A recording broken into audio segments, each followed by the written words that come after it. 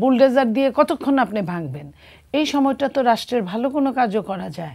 শুধুমাত্র একটা রাজসাক্ষী হওয়ার কারণে কি আপনার সমস্ত পাপ ক্ষয় হয়ে গেল? হতাশার শুরু হয়েছে যখন 5 আগস্ট রাজনৈতিক দলগুলো কোনো একটা আমব্রেলার তলে যাওয়ার জন্য মুখায় ছিল। বাংলাদেশের অতীতেও তদন্তের রিপোর্ট তদন্তই থেকে গেছে, এখনো তদন্তের রিপোর্ট তদন্তই থেকে গেছে। বিপ্লব কে নষ্ট করছে এটা তো আমরা দেখছি, গণঅভ্যুত্থান কে নষ্ট করছে এটা তো আমরা দেখছি। কিন্তু সেই আইন শৃঙ্খলা রক্ষাকারী বাহিনীর সদস্যদের বিরুদ্ধে বিচার কোথায়? জামাতের নেতারা ঘরে ঘরে বাড়ি বাড়ি গিয়ে বলতেছেন যে সম্পদের রক্ষণাবেক্ষণ করবেন।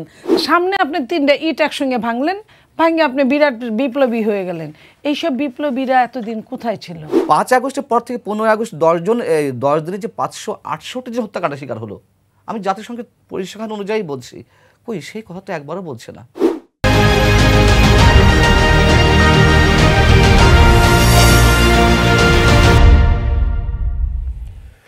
দর্শক স্বাগত কালের কণ্ঠের নিয়মিত অনুষ্ঠান কালের সংলাপে। আজ আমাদের সাথে আলোচনায় অংশ নিতে স্টুডিওতে উপস্থিত আছেন বিএনপির সাবেক সংসদ সদস্য নীলুফার চৌধুরী মনি, এবং আমার ডান পাশে আছেন মঞ্জুরুল আলম পান্না, সিনিয়র সাংবাদিক, এবং এনসিপির জ্যেষ্ঠ যুগ্ম আহ্বায়ক সামান্তা শারমিন। আপনাকেও স্বাগত কালের কণ্ঠের স্টুডিওতে। শুরুতেই মনিয়াপা আপনার কাছে একটু আসতে চাই, তার আগে আমি আপনার কাছে একটু আসি। সেটা হচ্ছে গতকাল জুলাই আগস্টে মানবতা বিরোধী অপরাধের যে মামলায় রায় দেয়া হয়েছে, 397 দিন পরে এই মামলার রায় দেয়া হলো। এই যে দীর্ঘ সময় নেওয়া হলো, তারপরে রায়, এই রায় আপনাদের কতটুকু সন্তুষ্ট করতে পেরেছে? ধন্যবাদ আপনার প্রশ্নের জন্য। কালের কণ্ঠের সকল কলাকুশলী সুধী দর্শক এবং আমার সহ আলোচক যারা উপস্থিত আছেন সকলকে সালাম ও শুভেচ্ছা। গতকালকে তো একটা ঐতিহাসিক দিনের মধ্য দিয়ে আমরা গিয়েছি সবাই। গণঅভ্যুত্থানের পরে আমাদের সকলেরই একটাই চাওয়া ছিল যে আমরা যাতে বিচারটা একদম প্রামাণ্যভাবে দেখতে পারি। সেই জায়গায় আমরা শেখ হাসিনা ফাঁসির রায় এবং সেই সাথে সাবেক স্বরাষ্ট্রমন্ত্রী আসাদুজ্জামান খান কামালের ফাঁসির রায় হয়েছে কালকে। এটা আমরা মনে করি যে গণঅভ্যুত্থান যেমন একটা মানুষের অর্জন, গতকালের রায় এটাও বাংলাদেশের মানুষের আপামর জনসাধারণ যারা গণঅভ্যুত্থানে অংশগ্রহণ করেছে তাদের একটা অর্জন, এবং এটা একটা ভবিষ্যৎ নির্দেশনা। বাংলাদেশে যারা রাজনীতিবিদ আছেন, যারা এখন রাজনীতি করছেন, অতীতে করেছেন এবং ভবিষ্যতে সংসদ সদস্য হওয়ার জন্য লড়াই করবেন, এটা তাদের জন্য একটা নির্দেশনা যে বাংলাদেশে আসলে কেউই কখনো স্বৈরতন্ত্র কায়েম করে পার পাবে না, এবং কেউই আসলে প্রশ্নের ঊর্ধ্বে নয়, ক্ষমতার দম্ভ তাদেরকে বেশি দিন টিকিয়ে রাখবে না। আমরা এই রায়কে খুবই ইতিবাচকভাবে দেখি। তবে অবশ্যই এখানে আনন্দের আতিশয্যে এটা ভুলে যাওয়ার কোনো কারণ নাই যে আওয়ামী লীগের দল হিসেবে বিচারের আওতায় আমাদেরকে আনতে হবে, এবং এই কাজটা আমাদের বাকি আছে। দল হিসেবে আসলে সে এই কর্মকাণ্ডগুলো করেছে। রাজনৈতিক দল হিসেবে আওয়ামী লীগকে প্রাসঙ্গিক করার যে মুহুর্মুহু চেষ্টা আমরা দেখি, সেটাকে থামাতে হলে, সেটাকে ট্যাকেল করতে হলে অবশ্যই রাজনৈতিক দল হিসেবে আওয়ামী লীগকে এখন এই রায়ের মধ্য দিয়ে আওয়ামী লীগের বিচার করা যাবে কিনা?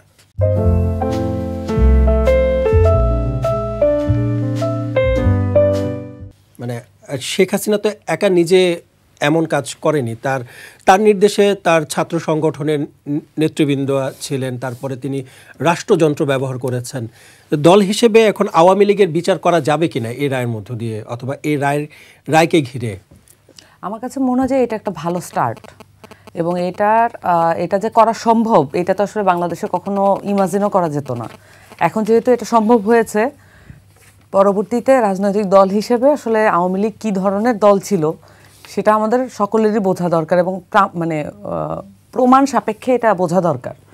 তো আমার কাছে মনে হয় যে এটা অবশ্যই সম্ভব, এবং এই যে তার যে কার্যকলাপ এইগুলো সবই আসলে একদমই স্টেট ইনস্টিটিউশন ব্যবহার করে এবং রাজনৈতিক দলের সকল অঙ্গ সংগঠন ব্যবহার করে, যেমনটি আপনি বললেন। সো রাজনৈতিক দল হিসেবে আওয়ামী লীগ কখনোই এটার দায় এড়াতে পারে না। এটা ব্যক্তি বিশেষের দায় নয়, এটা আওয়ামী লীগ পুরো দল গত 15 বছর ধরে এটা ধীরে ধীরে কায়েম করেছে, এবং সেটার ফলশ্রুতিতে এই যে লাস্ট অবস্থা আমরা দেখলাম, এবং অবশ্যই দল হিসেবে তাকে অ্যাকাউন্টেবিলিটির মধ্যে আনতে হবে, ছাড় দেওয়ার কোনো সুযোগ নেই এখানে। ধন্যবাদ আপনাকে। মনিয়াপা, আপনার কাছে একটু আসতে চাই। এই যে ছাত্র নেতৃত্বে আন্দোলনে দমন পীড়ন সহিংসতা, এর বিপরীতে যে রায় দেওয়া হয়েছে, এটাতে ন্যায় বিচার প্রতিষ্ঠিত বা ন্যায় বিচার হয়েছে কিনা, এমন একটি প্রশ্নে কিন্তু উদ্বেগ জানিয়েছে হিউম্যান রাইটস ওয়াচ। আপনি কি মনে করেন যে ন্যায় বিচার আসলে কি প্রতিষ্ঠিত হয়েছে? আপনাকে ধন্যবাদ। যারা শুনছেন আমার শুভেচ্ছা অভিনন্দন, আমার সহ আলোচক বৃন্দকে শুভেচ্ছা। দেখেন, আমি আসলে প্রতিশোধ স্পৃহায় বিশ্বাস করি না বলে অনেকেই অনেক কথা আমাকে বলে মাঝে মাঝে। আমি ছোটবেলা যে কবিতাটার লাইন পড়েছিলাম যে কুকুরের কাজ কুকুর করেছে, কামড় দিয়েছে পায়, তাই বলে কি কুকুরের মতো মানুষের শোভা পায়। তো আমি কিন্তু ন্যায় বিচারটা আশা করি। আমাদের নেতা জনাব তারেক রহমান সাহেব তার কিন্তু সাক্ষাৎকারে এই কথাগুলোই বলেছিলেন। আমার ভালো লেগেছে, প্রাউড ফিল করেছি যে প্রতিশোধ বাদ দিয়ে আমরা যেটা করেছে, সেই পতিত সরকারের প্রধানমন্ত্রী তার হুকুমে এখানে কিন্তু কোনো লুকোছাপার কোনো কারণ ছিল না। কারণ এখানে ওপেন সিক্রেট, ওপেন যে সে হুকুম দিয়েছে তার অনুগত বাহিনীকে, সে হুকুম দিয়েছে তার অনুগত দলকে, সে তার সেক্রেটারি জেনারেল যে ধরনের কথা বলেছে, এগুলো কিন্তু সব উইটনেসে চলে আসছে। আর সবচেয়ে বড় কথা যে আইজি যে রাজসাক্ষী হয়েছে, এটার পরে কিন্তু তার এই জায়গাটা ছাড়া এইখানে আপনার এই ফাঁসি বলেন, যাবজ্জীবন বলেন, এছাড়া আর অন্য কোনো কাজ ছিল না। বিচার বিভাগের যে সম্মানটা নিয়ে আমি কথা বলছি, বিচার বিভাগ আর বাইরে কিছু করতে পারতেন না। সো এখানে হিউম্যান যে কমিটিগুলো আছে বিশ্বের বা দেশের, তারা তাদের মতো বলতে পারে যে মানুষটা এতগুলো মানুষকে ধ্বংস করলো 15.5 বছর একটানা, তার আগেরটা আমি বাদ দিলাম, এই যে একটানা এতগুলো মানুষকে পলে পলে পরিবারগুলোকে ধ্বংস করে ফেললো। আপনি মনে করেন যে পরিবারের কর্তা ব্যক্তি বাবা অথবা ভাই, তাকে মেরে ফেললো, তার ছোট ছোট বাচ্চা বা ভাই বোনগুলা স্কুল কলেজে পড়ে, মা আছে, বাবা অথর্ব পঙ্গু, ওই পরিবারটা কোথায় গিয়ে দাঁড়াবে তার ওষুধের জন্য, তার খাবারের জন্য? এই যে এই একজনকে মেরেই কিন্তু ক্ষান্ত হয় নাই। আমি ধরেন একটা প্রমাণ যদি দেখাই সামনে, ইলিয়াস আলীর কথা, তাকে যেভাবে গুম করা হলো, ইলিয়াস আলীকে গুম করেছে, ইলিয়াস আলী বড় মাপের রাজনীতি করছে, সাবেক এমপি ছিল, করেছে, তার সঙ্গে তার ড্রাইভারটাকেও গুম করলো, উইটনেস রাখলো না। ড্রাইভারটার পরিবারের খোঁজ কয়জন নিয়েছে এই বাংলাদেশের? বা ইলিয়াস আলীর যখন আপনার গুম হয়, তার 3টা বাচ্চাই কিন্তু আপনার নাবালক ছিল, স্কুলে পড়তো। তারপরে তারা এখন পড়াশোনা শেষ করে তাদের জীবনে ঢুকে গেছে। এই যে তার ওয়াইফের যে এই যে জার্নিটা, এই জার্নিটা কেমন ছিল, আমরা কয়জন এটার খবর নিয়েছি? তো এই কারণে আমি বলি যে হিউম্যানের যারা কাজ করে, মানবাধিকার কর্মীদেরকে অতীত তারা ভুলে যায়। অতীত ভোলা কোনোভাবেই সম্ভব না, ঠিক না। অতীত কিন্তু ভবিষ্যতের রাস্তাটা করে দেয়, বর্তমানটাকে চালিয়ে নেয়। অতীতকে যদি ভুলে যান, আপনার অনেক কিছুই আপনাকে ভুলে যেতে হবে। তো এই যে অতীত ভুলে গেলে এখনও যে মবগুলো চলছে, এখান থেকে কিন্তু বর্তমান সরকারেরও শিকার আছে যে কোনো সরকারি আইনের ঊর্ধ্বে না। কখনো আইন তার হাতে থাকা অবস্থায় আইন কার্যকর হতে পারে না বাংলাদেশের প্রেক্ষাপটে, কিন্তু কখনো না কখনো হয়, অন্যায়ভাবে হয় অথবা ন্যায়ভাবে হয়। অন্যায়ভাবে যেটা বলবো সেটার প্রমাণ হলো দেশনেত্রী বেগম খালেদা জিয়া। তাকে যেভাবে 2 কোটি টাকা 8 কোটি হয়েছে, তাকে যেভাবে কষ্ট দেওয়া হয়েছে, আজকে দেখেন এনসিপি আলাদা একটা দল, তারা পর্যন্ত বলে যে উনি যেখানে ইলেকশন করবে আমরা ওইখানে প্রার্থী দিব না। এটা কি দল? আমরা কি এক দল করি না? এটা কিন্তু একটা সম্মান বোধে, শ্রদ্ধা বোধে এই জায়গাটায় কে নিয়ে গেছে? এই জায়গাটায় ওই ফ্যাসিস্ট, তাকে যে টর্চার করা হয়েছে, তাকে যেভাবে রাখা হয়েছে, সে তাকে তার ছেলে বলেছেন যে 6 বার আমার মা ডাক্তার আমাকে বলেছে 6 বার উনি মৃত্যুর ঘর থেকে মানে মারা যাবে, এইভাবেই বলা হয়েছে বিদেশে। তো সেই জায়গায় তাকে যে টর্চারটা করেছে, তখন মানবাধিকার কর্মীরা তাকে ফ্যাসিস্টকেও তো বোঝাতে পারে নাই, আজকে তারা এই কথাটা বলে। আর এটা তো রায় হয়েছে, আপনি বাংলাদেশের প্রেক্ষাপটে এখন পর্যন্ত কোনো নারীর ফাঁসি কার্যকর হয় নাই, নাম্বার 1। তাহলে কি এটা হবে না? আমি এটা বলছি তার বয়সজনিত কারণ আছে। নাম্বার 2, 3 যেটা সবচেয়ে বেশি ইম্পর্টেন্ট, সে আমাদের নাগালের বাইরে, যার কাছে আছে শত্রুটা কিন্তু মেইনলি তাদের সাথেই। তারা কি আমাদেরকে দিবে? আন্তর্জাতিক আইন বলেন, যে আইন বলেন, যত রকম বন্দি বিনিময় চুক্তি থাকুক, 1 বছরে তো কিছুই করতে পারে নাই বর্তমান সরকার। 1.25 বছরে বন্দি বিনিময় চুক্তির কথাও তো তোলা হয়েছিল, কিছু করতে পারে না। আর এখন তো ফাঁসি হয়ে গেছে, এখন তো বলবে মানবাধিকার লঙ্ঘন হচ্ছে, এখন তো দেওয়া যাবে না, বা ইত্যাদি ইত্যাদি। পরবর্তী সরকার এটা করবে কিনা? তো শোনেন, তা আমরা কি করেছি, ওই দেশ, যে দেশে সে আশ্রিতা, সেই দেশে কিন্তু তার বাবার খুনি হিসেবে উল্লেখ করে সে কিন্তু আসামি ধরে এনে ফাঁসিতে ঝুলিয়েছে। অথচ তার বেলায় কিন্তু ওই দেশ কিন্তু বলবে এটা মানবাধিকার লঙ্ঘন হচ্ছে, এটাই করা যাবে না। তো আমি তো হাতেই পাইনি, মাত্র রায় হয়েছে, আরও অনেক অনেক সময় আছে। তো এই যে মনে করেন যে আমি এখন যদি বলি আপনাকে যে ওইখানে আরেকজনের রাজসাক্ষী হলো, তার মাধ্যমে করা হয়েছে, সে তো একবারও তার লিডারকে বুঝায় নাই। সে তো সরকারের চাকরিজীবী, তার তো বোঝানো উচিত ছিল এটা আমার করার কথা না, এই হাজার হাজার মানুষকে খুন করা। উনি কিন্তু করেছে। মানে একজন অধস্তন কি তার লিডারকে বোঝাতে সক্ষম? আমি দরকার পড়ে চাকরি করব না। চাকরির কি কজে কি ওইটা লেখা আছে যে কোনো অন্যায়কে মাথা পেতে নিতে হবে? সে তো অন্যায়কে শুধু মাথা পেতে নিয়েছে তা না, ইনফ্লুয়েন্স করেছে। তো এই ইনফ্লুয়েন্সের জন্য তার তো 5 বছর, যত বড় রাজসাক্ষী হোক না কেন। আমি আপনার কথা মতো, আপনার হুকুমে 1000 লোক মারা গেছে, আমি 2000 বাদ দিলাম, বা এই তার 5 বছর চাকরির বয়সে কতগুলা লোক মারা গেছে, কতগুলা লোক ধ্বংস হয়েছে, কতগুলা পরিবার পথে বসে গেছে, সেইখানে কি 5 বছরটা যথেষ্ট? যথেষ্ট না। শুধুমাত্র একটা রাজসাক্ষী হওয়ার কারণে কি আপনার সমস্ত পাপ ক্ষয় হয়ে গেল?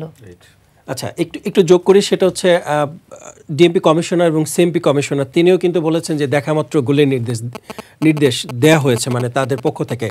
শেখ হাসিনাও কিন্তু জনগণের জানমাল রক্ষার্থেও কিন্তু এরকম নির্দেশ দেওয়া হয়েছে। একটা কথা বলি, হুকুমের আসামি একটা আসামি, এটা কতটুকু? আমি একটা যেটা বলি, হুকুমের আসামি, আর যে করলো তার আইন কানুন ব্যতিরেকে শুধুমাত্র হুকুম দিল আর হুকুম পালন করলো, নট নেসেসারিলি। এটা আর্মি হলে তাও একটা মেনে নিতাম যে আর্মিদের চাকরিটা এরকম নির্দেশিত, বাট আপনার কিন্তু বিবেককে আপনি ভায়োলেট করলে চলবে না। আর যেটা আপনি বললেন যে হুকুম দিয়েছে, হুকুমের তার জন্য কি, এটাই তো বললেন। জি জি।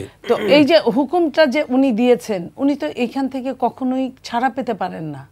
হুকুমটা দিয়েছেন উনি সর্বোচ্চ নির্বাহী প্রধান হিসেবে উনার দায়িত্ব যেটা ছিল জনগণের কল্যাণে, জনগণের অকল্যাণে ব্যয় করেছে। আপনি বলেন তো 5 তারিখে যদি তার হুকুম মতো গুলি চলতো তাহলে কত হাজার লোক মারা যেত বা যেতে পারতো? 5 তারিখে আর্মি প্রধান উনি কিন্তু তার কথা ভায়োলেট করেছে। কিসের জন্য? জনগণের জন্য। তাহলে আপনার ওইখানে আর্মি প্রধান কিন্তু ভায়োলেট করে জনগণের উপকার করেছে, দেশের উপকার করেছে, একটা রেগুলেশন সার্থক হয়েছে, সমর্থকের রূপ লাভ করেছে। তাহলে সেইখানে আপনার ওই পুলিশ অফিসার কি পারতেন না? অবশ্যই পারতেন। সে কিন্তু সেটা করে নাই।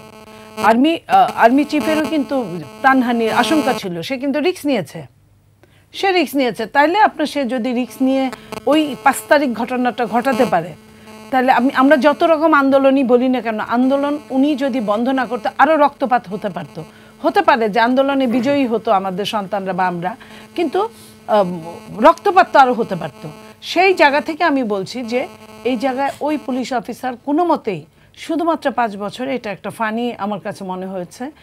রাষ্ট্রদ্রোহীর অপরাধ কতটা আর রাজসাক্ষীর সুবিধা কতটা, এটা আমাদের পড়া উচিত, জানা উচিত। ধন্যবাদ জনাব নীলুফার চৌধুরী মনি। আমি একটু আসতে চাই জনাব পান্না, আমি আপনার কাছে একটু আসতে চাই। মঞ্জুরুল আলম পান্না, আপনার কাছে একটু আসতে চাই। হ্যাঁ, আরেকটু শুনুন।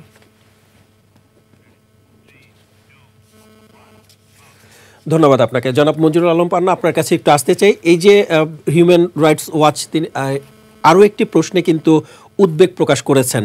তারা জানিয়েছেন যে আসামিদের পছন্দ মতো আইনজীবী ছাড়াই এবং তাদের অনুপস্থিতিতে বিচার করা হয়েছে, এই বিষয়ে কিন্তু তার উদ্বেগ জানিয়েছে।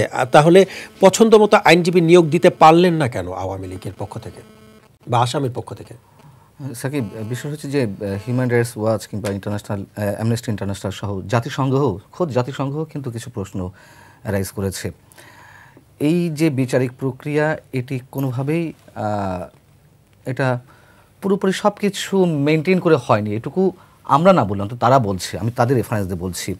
শুরুতে বলতে চাই যে বৈষম্যবিরোধী আন্দোলনের যে অভ্যুত্থান, সেই অভ্যুত্থানে যে রক্তপাত, যে মানুষের প্রাণহানি, এর বিচার প্রতিটা মানুষ চায়, আমরা প্রতিটা মানুষ চাই। আপনি শুরুতে বলছেন যে দীর্ঘ 397 দিন পর, আমার মনে হয় এটা আপনি বলার জন্যই বলা হয়ে গেছে। এটা মোটেই দীর্ঘ সময় নয়, 397 দিন মোটেই দীর্ঘ নয়।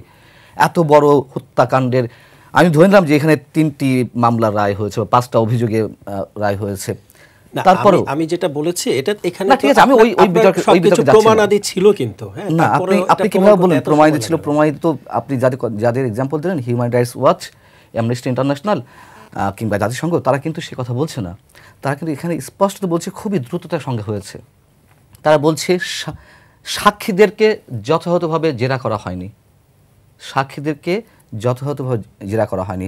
তারা বলছে, আপনি যেটা বললেন যে আসামির ইচ্ছা অনুযায়ী আইনজীবী নিযুক্ত করা হয়নি, রাষ্ট্রপক্ষের একজন আইনজীবী নিযুক্ত করা হয়েছিল। দেখুন, আমি আবারও মনে করিয়ে দিই, এই দায়ভার শেখ হাসিনা কোনোভাবেই এড়াতে পারেন না, এতগুলো হত্যাকাণ্ডের দায়ভার। আমি ছোট্ট করে একটা কথা বলি, কিন্তু সিরাজগঞ্জে যে 18 জন পুলিশকে হত্যা করে ঝুলিয়ে রাখা হলো 5 আগস্টের আগে, সেই হত্যাকাণ্ডগুলো দায়কার? সেগুলো নিয়ে এখন তো কৃতিত্বের দাবিদার হয়ে এনসিপি বলেন, বিএনপি বলেন, জামাত বলেন কামড়াকামড়ি করছে যে আমরা হত্যা করেছি, ওপেন টকশোতে। আমি মেট্রো রেল এগুলো বাদ দিলাম, এগুলো চর্বিত এগুলো বাদ দিলাম। বিষয়টা হচ্ছে জাতিসংঘ বলেছে 1400 জন মানুষকে হত্যা করা হয়েছে। কোন তারিখ পর্যন্ত? 15 আগস্ট। জাতিসংঘ 15 সেপ্টেম্বর পর্যন্ত তদন্ত করতে চেয়েছিল, কিন্তু সরকারের আপত্তির মুখে তারা কমিয়ে নিয়ে এসে 15 আগস্ট পর্যন্ত করেছে। এই 15 আগস্ট পর্যন্ত 1400 জন মানুষ হত্যাকাণ্ডের শিকার হয়েছে। সরকার যেখানে বিজ্ঞপ্তি দিয়ে, প্রজ্ঞাপন দিয়ে বলছে যে 5 আগস্ট পর্যন্ত 832 জন হত্যাকাণ্ডের শিকার হয়েছে। আমি সব মেনে নিলাম যে 832 জন প্রত্যেকটা আওয়ামী লীগের আইন শৃঙ্খলা রক্ষাকারী বাহিনী কিংবা আওয়ামী লীগের ক্যাডাররা হত্যা করেছে। আমরা তো দেখেছি। হ্যাঁ, আমি প্রথমে বলছিলাম না যে আওয়ামী লীগ এটা কোনোভাবেই এড়াতে পারে না, কারা হত্যা করেছে না করেছে আমরা এখনও পর্যন্ত ক্লিয়ার না, অনেস্টলি স্পিকিং। আমরা দেখেছি যুবলীগের ক্যাডারদেরকে অস্ত্র হাতে মিরপুরে নামতে। আমরা আবার এও জানি বর্তমানে যিনি পাট ও বস্ত্র মন্ত্রী উপদেষ্টা ব্রিগেডিয়ার সাখাওয়াত সাহেব, তিনি যখন শপথ নেওয়ার 4 দিনের মধ্যে আহত আনসার এবং পুলিশ সদস্যদের দেখতে গেলেন, তিনি মন্তব্য করে বসলেন যে স্নাইপার রাইফেল দিয়ে গুলি করা হয়েছে, এটা তো পুলিশের কাছে থাকার কথা নয়, তাহলে সেগুলো কার কাছে? মুগ্ধকে নিয়ে যে আমরা এত আবেগতাড়িত, অবশ্যই আবেগতাড়িত বিষয়, সেই মুগ্ধ তো স্নাইপার রাইফেলের গুলিতে নিহত হয়েছে। কারা করেছে সেটি? পুলিশকে তো আর আওয়ামী লীগ হত্যা করেনি, পুলিশকে তো আর ছাত্রলীগ যুবলীগ হত্যা করেনি। আমি আবারও বলি, এখানে বিষয় হচ্ছে আমরা গতানুগতিক কালচার থেকে বের হতে পারছি না। আমরা যখন আওয়ামী লীগের বিরুদ্ধে কথা বলেছি, বলা হয়েছে বিএনপি জামাতে দালাল। আমরা যখন বর্তমান সরকারের বিরুদ্ধে কথা বলছি, অনেক অসঙ্গতির বিরুদ্ধে তো নয়, আমরা সমালোচনা করছি, আমাদেরকে বলা হচ্ছে ফ্যাসিবাদের দোসর। যেই চিন্তাভাবনা নিয়ে, যেই লক্ষ্য নিয়ে, যেই আদর্শিক ভিত্তিতে বৈষম্যবিরোধী ছাত্র আন্দোলনের সূত্রপাত ঘটেছিল এবং শেষ পর্যন্ত তা অভ্যুত্থানে রূপ নিল, কিছুই কাজে লাগছে না, কিছুই না। আমরা সেই পুরাতন প্র্যাকটিসে আছি, পুরাতন প্র্যাকটিসে। এবং এই যে শেখ হাসিনার বিরুদ্ধে যে রায়টি হলো, আজকে যে সমালোচনাগুলো উঠছে, সেই সমালোচনা কিন্তু যুদ্ধ অপরাধীদের যে বিচারে যে বিষয়গুলো তখনও উঠেছে। এই মনিয়াপ্পা বলেছেন যে তারা তো তখন এই কথাগুলো বলেন, মানে এই যে মানবাধিকার নিয়ে যারা কথা বলছেন তারা তো এর আগে বলেননি। আমার মনে হয় আমি যদি বুঝে থাকি মনিয়াপ্পার কথাটা, তাহলে বলবো যে তারা সবসময় এই কথাগুলো বলেছে। অথচ আন্তর্জাতিক মানবাধিকার সংগঠনগুলো এগুলোও কিন্তু বিতর্কে ঊর্ধ্বে নয়। Human rights watch, amnesty international, এরাও কিন্তু বিতর্কে ঊর্ধ্বে নয়। তারা তাদের এইসব মানবাধিকার জয়গানের মধ্য দিয়ে তারা তাদের পারপাস সার্ভ করে তাদের রাষ্ট্রের, পশ্চিমাদের। যাই হোক, কিন্তু তারা কিন্তু বলেছে, তারা আওয়ামী লীগ আমলে যে গুম হয়েছে, খুন হয়েছে তার বিরুদ্ধে বলেছে। তারা বিএনপির সময় যে ক্লিন হার্ট অপারেশন হয়েছে, যে মানুষগুলো হত্যাকাণ্ডের শিকার হয়েছে তার বিরুদ্ধে বলেছে। তারা এখনও বলছে। তা আপনি কোনটা ধরবেন? 1400 মানুষের কথা বলছে জাতিসংঘ, কই সরকারের পক্ষ থেকে একবার ওই 832 জন প্রথমে হিসাব দিল। তারপরে কিন্তু এই 1400কে আওয়ামী লীগ সরকারের সময় হত্যাকাণ্ডের কথা বলে চালিয়ে আসছে। 5 আগস্টের পর থেকে 15 আগস্ট 10 দিনে যে 568 জন হত্যাকাণ্ডের শিকার হলো, আমি জাতিসংঘের পরিসংখ্যান অনুযায়ী বলছি, কই সেই কথা তো একবারও বলছে না, একবারের জন্য নয়। সো আমি এই বিচারিক প্রক্রিয়াকে কিভাবে প্রতিহিংসার বাইরে হিসেবে উল্লেখ করব? জি, ধন্যবাদ আপনাকে। জনাব সামান্তা শারমিন, আপনার কাছে একটু আসতে চাই। গতকালকে যেহেতু রায় দেয়া হয়েছে, মৃত্যুদণ্ডাদেশপ্রাপ্ত হয়েছেন শেখ হাসিনা, তাকে এবার ফেরানোর প্রক্রিয়া কি হবে? আপনারা তো বলছেন যে দ্রুত তাকে দেশে ফিরিয়ে তার রায় কার্যকর করা হোক। কিভাবে ফিরিয়ে নিয়ে আসবেন, অথবা কিভাবে সরকার ফিরিয়ে নিয়ে আসতে পারে? প্রথমত ফিরিয়ে নিয়ে আসবেন কিভাবে, যেখানে আপনার সিভিল সোসাইটি থেকে শুরু করে এস্টাবলিশমেন্ট এখনও ইন্ডিয়ার দখলে আছে, আপনি ফিরিয়ে নিয়ে আসবেন কিভাবে? মানে আপনার দেশের অভ্যন্তরীণভাবেই একটা চক্র কাজ করে যাতে করে ওইখানে নানান রকমের যে মানুষের অর্জন, এটাকে কিভাবে মানে ধুলায় পর্যবসিত করা যায়, এটা ভিতর থেকেই আমাদের মানে এই দেশের অভ্যন্তরীণ জায়গা থেকেই এটা সবসময় চেষ্টা করা হয়।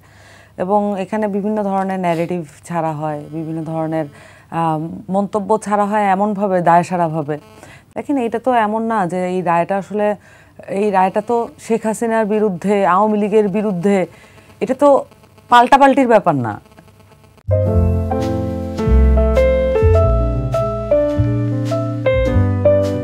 এটা কি পাল্টাপাল্টির ব্যাপার? এটা তো একটা সুপ্রিম কোর্টে, এটা একটা ট্রাইব্যুনালে, বিশেষ ট্রাইব্যুনালে এইটা সকল তথ্য প্রমাণাদি এতদিন ধরে এটা কালেক্ট করা হয়েছে। হ্যাঁ, এবং এইটা যাতে সবসময় প্রশ্নবিদ্ধ থাকে, এই জন্য তো এখানে সাক্ষীরা উপস্থিত নেই। এখানে যে মানে যারা বাদী, মামলার যে আসামি, তারা তো উপস্থিত নাই। এখন কেন উপস্থিত নেই? তারা কেন বাংলাদেশ থেকে চলে গেল? তাদেরকে কারা সহায়তা করলো? কেন এতদিন পর্যন্ত আমরা এখনও এই আলাপের মধ্যে ঢুকলাম না যে বাংলাদেশ থেকে এরা যে পালাতে পারলো, এটা কার সহায়তায় পালাতে পারলো? এই আলাপে আমরা কেন ঢুকলাম না?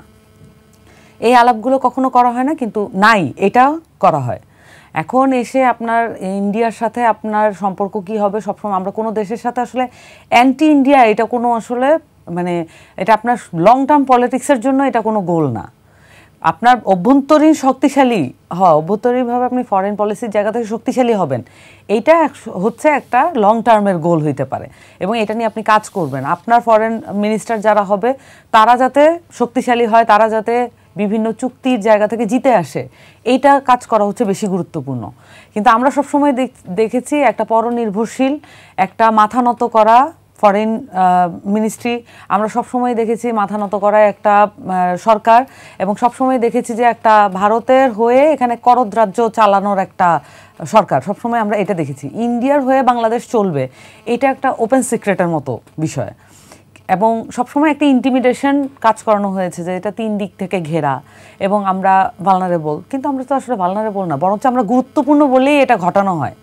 আমরা জিওপলিটিক্যালি বাংলাদেশটা গুরুত্বপূর্ণ বলেই এই বিষয়টা সবসময় ঘটানো হয়। এখন ইন্ডিয়া আসলে মানে আপনি তো বলটা আসলে ইন্ডিয়ার কোর্টে, একটা দাগী আসামিকে সে আশ্রয়, এটা তো প্রমাণ সাপেক্ষে না, সে তো মানে লাইভ টেলিকাস্টে সে দাগী আসামি, সে যে মানে কি বলে নির্দেশনা দিচ্ছে, এগুলো তো আমরা অভ্যুত্থানের সময়ই আমরা পাচ্ছিলাম। এটা যে এখন এসে পেতে হচ্ছে ব্যাপারটা তো তা না। অভ্যুত্থানের সময় কল রেকর্ড আমরা পেয়েছি না? তাহলে মানে এই সময় থেকে এটা জানা, তারপরেও ইন্ডিয়া তা আশ্রয় দিয়েছে খুব পরিষ্কারভাবে। এইখানে কি আর ব্যাখ্যা করার কোনো অবকাশ আছে যে আওয়ামী লীগ তো আসলে একটা দিল্লির দল ছিল? এটা তো আর ব্যাখ্যা করার কোনো অবকাশ নাই। এখন সেক্ষেত্রে এটা এখন ইন্ডিয়ার সাপেক্ষে চিন্তা করতে হবে যে সে আসলে একটা দাগী আসামিকে, কনভিক্টেড ফেলনকে সে আসলে জায়গা দিবে কিনা। যদি দেয়, এটা বাংলাদেশের সার্বভৌমত্বের প্রতি হুমকি। জি, পরিষ্কার। ধন্যবাদ আপনাকে। জনাব নীলুফার চৌধুরী মনি, আপনার কাছে এবার একটু আসতে চাই। এই রায় ঘিরে আগামী নির্বাচন, রাজনীতি এবং দেশের ভবিষ্যতের জন্য কোনো সংকেত পাঠাচ্ছে কিনা? কারণ আমরা গতকালকে দেখেছি যে তার রায় প্রকাশের পরপরই কিন্তু দেশে এক ধরনের বিক্ষোভ শুরু হয়েছে, ধানমন্ডিতে মব তৈরি হয়েছিল। মানে কি সংকেত দিচ্ছে বা কি বার্তা দিচ্ছে? দেখেন, একটা রায় হলে যতটা মানে একটা দলের প্রধান, সে তো সরকার প্রধান ছিলেন তা না, দলেরও প্রধান ছিলেন। তো দলের প্রধান এবং বাংলাদেশের দলগুলোকে ওইভাবেই হিসাব করা হয়, এখনকার কিছু দল বাদ দিয়ে আগেরগুলো উত্তরাধিকার সূত্রের মধ্যে সর্বোচ্চ দল ছিল। সেইখানে তার রায়কে ঘিরে কিছু সমস্যা ক্রিয়েট করার চেষ্টা করা হবে, এটা স্বাভাবিক। এগুলো বাংলাদেশে একদিন 2 দিন বলেন না যে আজকের পত্রিকা আগামীকালের ঠুঙ্গা, তো এরকম আগামীকালকে এই রায়টা ওইভাবে মনে থাকবে 2-4 দিন পরে, যেহেতু আসামি হাতে নাই।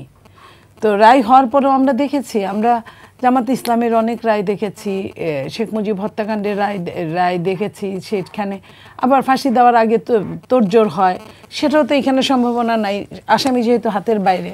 সো এই জায়গাটায় আমি মনে করি নির্বাচনে যেটা পড়ার কথা ওইভাবে এই রায়টা নিয়ে পড়বে না, পড়লে অন্য কিছু নিয়ে পড়তে পারে, পলিটিক্সটাকে নিয়েই পড়তে পারে, যে তারা ইলেকশন করতে পারবে কি পারবে না, সেটা নিয়ে তারা কোন দূর পর্যন্ত যাবে, এই জিনিসগুলো। আর এই রায় নিয়ে গতকালকে যে ঘটনাগুলো ঘটেছে এটা আমার কাছে ভালো ঠেকে নাই। ভালো ঠেকে নাই এই কারণে যে ৩২ নাম্বার তো আগেই ভেঙে চুরে খান। তো আপনার গতকালকের হিসাবটা আপনি দেখেন, রায়ের মধ্যে কিন্তু এটাও ছিল যে তাদের সম্পত্তি বাজেয়াপ্ত করা হবে। সম্পত্তি যদি তাদের হয় তাহলে বাজেয়াপ্ত সম্পত্তি কে নিবে? সরকার নিবে। তাহলে গতকালকে থেকেই কিন্তু এই সম্পত্তির মালিক সরকার। তাহলে সরকার এটা বুঝাতেই পারলো না জনসাধারণকে যে এই সরকার কোনো কিছুর মালিক মানেই জনসাধারণ এটার মালিক।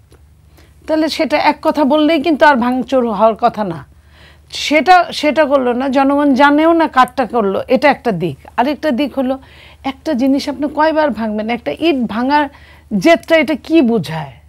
জিনিসপত্র ভেঙে এটা কোনো জেদের কারণ হতে পারে না। আপনি ওইখানে আপনার কি বলে মানুষের মলমূত্র ত্যাগ করার জায়গা বানাইছেন, তারপরেও আপনি আবার ভাঙার জন্য গেলেন। হাতুড়ি দিয়ে আপনি কিংবা বুলডোজার দিয়ে কতক্ষণ আপনি ভাঙবেন? এই সময়টা তো রাষ্ট্রের ভালো কোনো কাজও করা যায়। এইখানে তো তারা দখল করে থাকতে আসে নাই। ওই যে অনেক এমপিরা চলে গেছে, ফেলে চলে গেছে, তাদের সঙ্গে কিন্তু অনেক দলের, আমি কিন্তু শুধু একটা দল দুইটা দল বলবো না, অনেক দলেরই কিন্তু ভিতরে ভিতরে একটা ইন্টিমেসি চলে, ভিতরে ভিতরে টাকা পয়সা নেয়, ভিতরে ভিতরে বাড়ি পাহারা দেয়, ঘর পাহারা দেয়, ব্যবসা পাহারা দেয়, ব্যবসার বিল তুলে। এগুলা কিন্তু আপনি প্রত্যেকটা এলাকায় ডিসিএসপির কাছে যান, ওই সেক্টরগুলায় যান, রোডস অ্যান্ড হাইওয়ে, পিডাব্লিউডি, আপনার কি গণস্বাস্থ্য, এগুলায় যান, আপনি পেয়ে যাবেন যে কার কাজটা কে করছে, কে বিল তুলে নিয়ে যাচ্ছে। তো এই যে কারিগরি টাকাগুলা হিসাব করছে, তখন কিন্তু খাতির আছে। আর সামনে আপনি 3টা ইট একসঙ্গে ভাঙলেন, ভাঙে আপনি বিরাট বিপ্লবী হয়ে গেলেন। এইসব বিপ্লবীরা এতদিন কোথায় ছিল? এবং এই বিপ্লবীদের মধ্যে খুঁজতে যান, এরাই কিন্তু হালুয়া রুটি ভাগাভাগি করে খেয়েছে, এখন মিশে গেছে, মিলেমিশে একাকার হয়েছে। দেশটাকে ডেস্ট্রয় করার লক্ষ্যে একটা শ্রেণী কাজ করে, জিও পলিটিক্সের হয়ে তারা কাজ করে। ধন্যবাদ আপনাকে।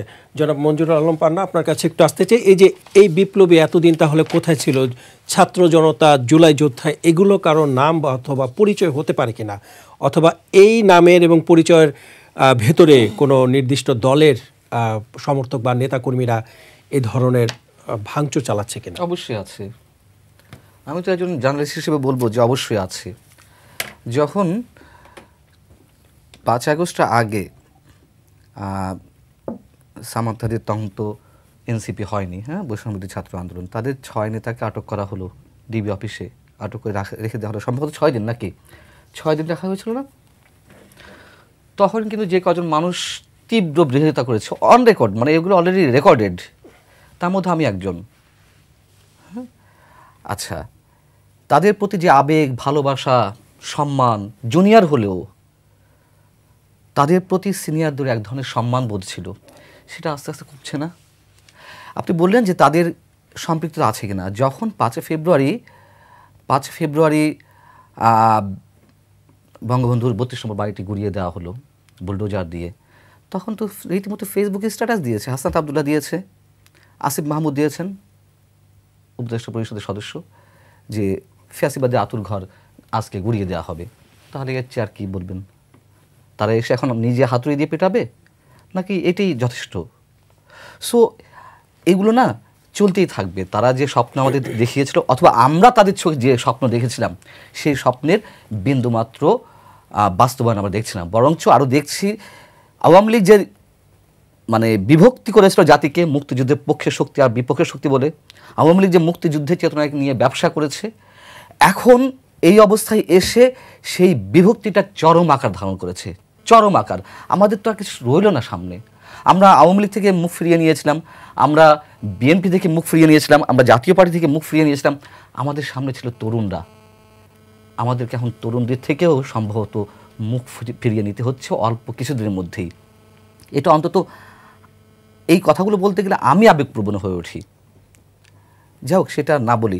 এখন বিষয় হচ্ছে যে মনিয়াপা যেটা বলছেন যে লাভটা কি, মনিয়াপা একটি রাজনৈতিক দলের প্রতিনিধিত্ব করে, উনি হয়তো সব কিছু খোলামেলা বলতে পারেন, তারপর থ্যাঙ্কস হার যে উনি আরও অনেকের চেয়ে গতানুগতিকতার বাইরে এসে কথা বলেন, উনি ওপেন দলেরও সমালোচনা করেন। আমি এই দিক থেকে তার প্রতি আলাদা এক ধরনের শ্রদ্ধাবোধ প্রদর্শন করি।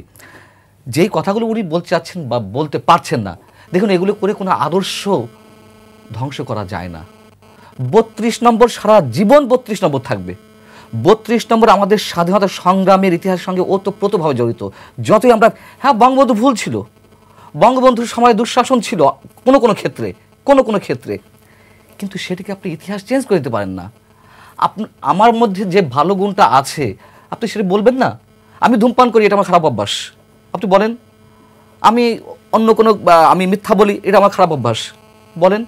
কিন্তু আমি যে আমার তো ভালো কিছু অভ্যাস থাকতে পারে, সেটা আপনি বলবেন না। আমি মিথ্যা বলার কারণে আমার সব কিছু ধ্বংস হয়ে যাবে, নষ্ট হয়ে যাবে। এই কাজগুলো যারা করছে গত 15-16 মাসে, কম তো করা হয়নি, কম করা হয়েছে। আমার তো মনে হয় আওয়ামী লীগের প্রতি মানুষের সিম্প্যাথি বাড়ছে। কি কারণে আপনি বলুন তো? আওয়ামী লীগ কী এমন কাজ করেছে আওয়ামী লীগের প্রতি মানুষের সিম্প্যাথি বাড়ছে? আওয়ামী লীগ এই 15-16 মাসে এমন কোনো কাজ করেনি যে তার প্রতি মানুষের সিম্প্যাথি গ্রো করবে।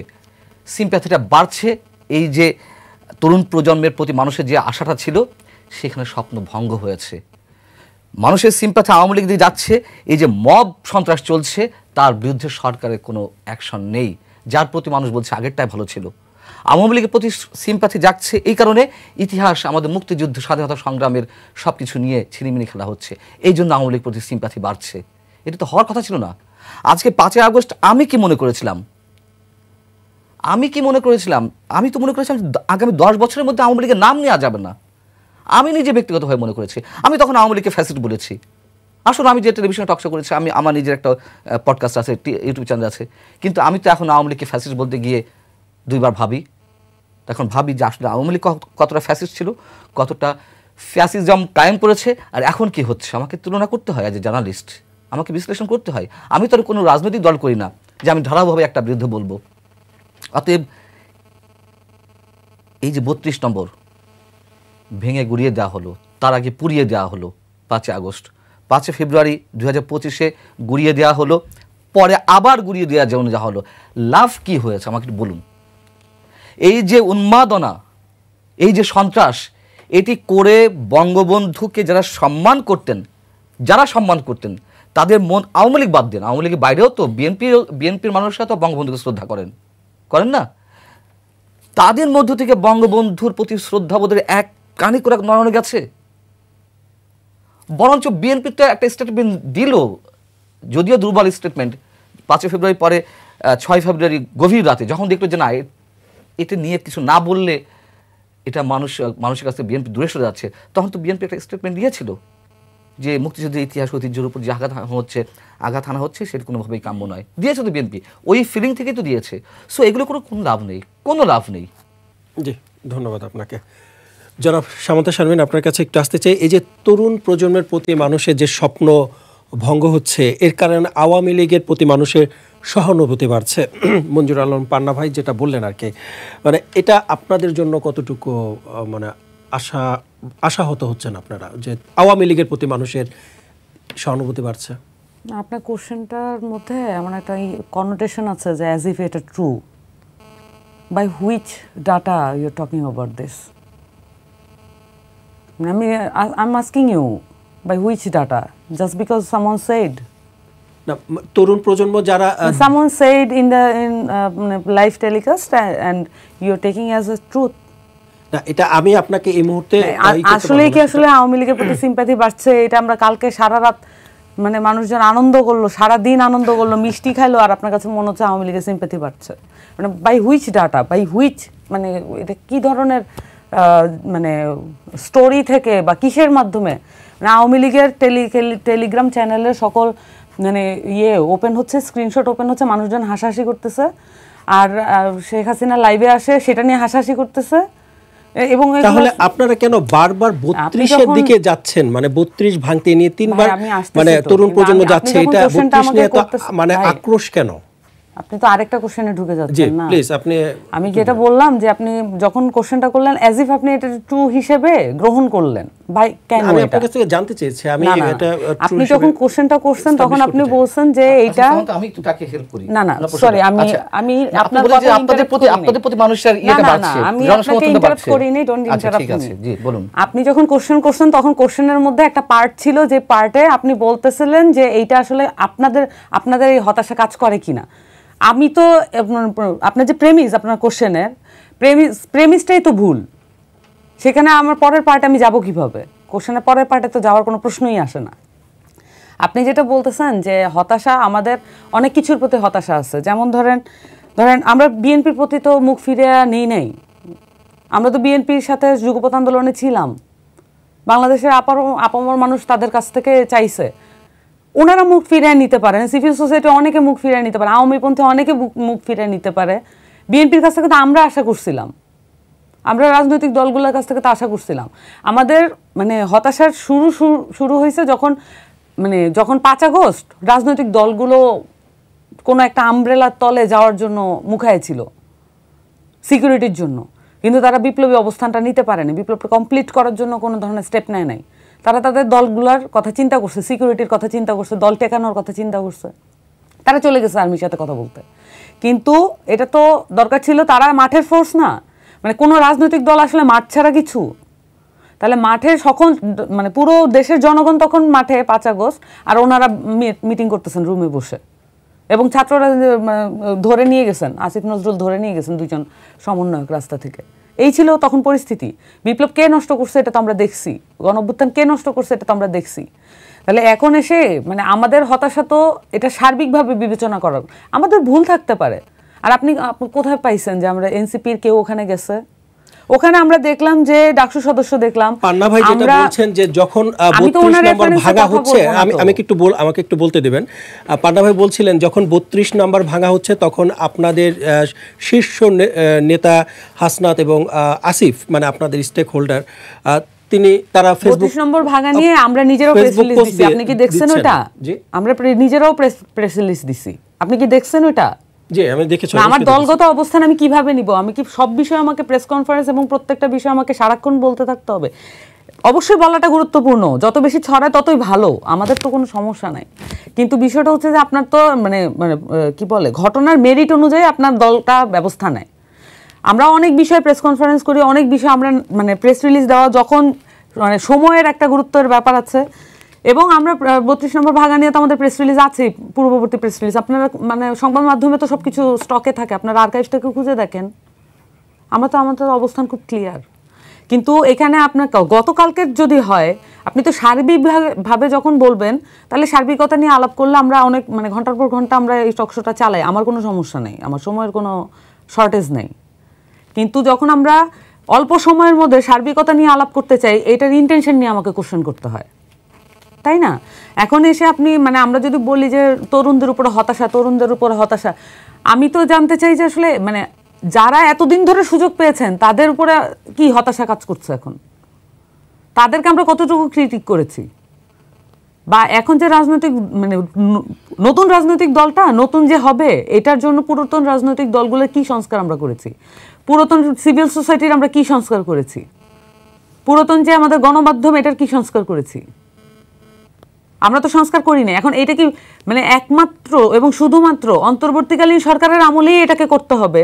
যদিও আমিও মনে করি যে হ্যাঁ অবশ্যই এটা তার দায়িত্ব ছিল, সে এটাতে ফেল করছে, কিন্তু ফেল করছে বলে আমরাও করব না। আমি কি মানে যতটুকু হয়েছে আপনি চিন্তা করতে পারেন, এটা কোনো যদি মানে পার্টি গভর্নমেন্ট হইতো তাহলে এইটুকু মানে এইটা কি আমরা অ্যাচিভ করতে পারতাম কিনা? এতগুলো দল একসাথে বসতে পারতো? হ্যাঁ, আমরা এটা পুরোটা কাজে লাগাইতে পারি নাই, বসাটা আমরা পুরোপুরি কাজে লাগাইতে পারি নাই। কিন্তু এটা যেমন ট্রু, আবার একই সাথে এটাও ট্রু যে একটা পার্টিসান গভর্নমেন্টের সময় এই কাজগুলো আমরা করতে পারি না, পার্টিগুলো বাধা দেয়। জি, জনাব নীলুফার চৌধুরী মনি, একটু আসতে চাই আপনার কাছে। এই যে তরুণরা রাজনীতিতে আসছেন এবং তরুণদের এখন যে তারা কর্মকাণ্ড করছেন, এগুলো আপনাদের মতো সিনিয়র রাজনীতিবিদদেরকে কতটুকু সন্তুষ্ট করছে?